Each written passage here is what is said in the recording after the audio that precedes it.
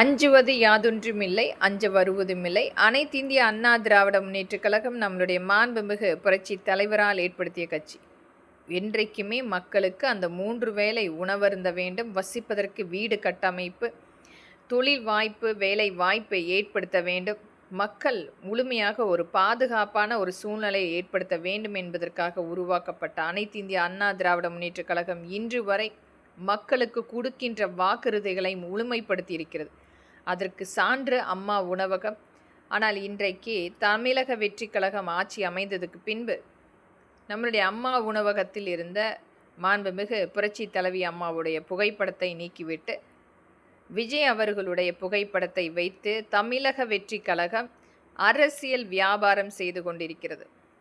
இனியாவது உங்களுடைய சொந்த திட்டத்தை கொண்டு வந்து மக்களிடத்தில் அதை செயல்படுத்துவதற்கு உங்களுடைய புகைப்படத்தை வைக்க வேண்டும்.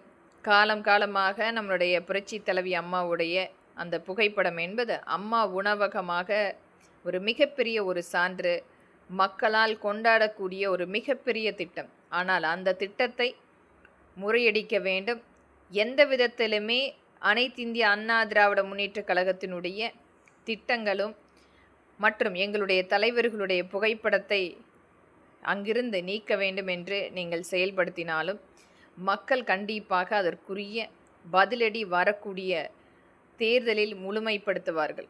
இன்றைக்கு கொடுத்த வாக்குறுதிகளை முழுமையாக கொண்டு போய் மக்களிடத்தில் கொடுக்காமல் ஒவ்வொரு திட்டத்திலுமே மிகப்பெரிய ஒரு மோசடி செய்யக்கூடிய ஒரு சாதாரணமான ஒரு நடிகனாக மட்டுமே இன்றைக்கும் நடித்து கொண்டிருக்கின்றார் இன்றைய முதல்வர். இதை அனைத்துமே கருத்தில் கொண்டு இனியாவது அம்மா உணவகத்தில் நம்மளுடைய மாண்புமிகு புரட்சி தலைவி அம்மாவுடைய புகைப்படத்தை வைக்க வேண்டும்.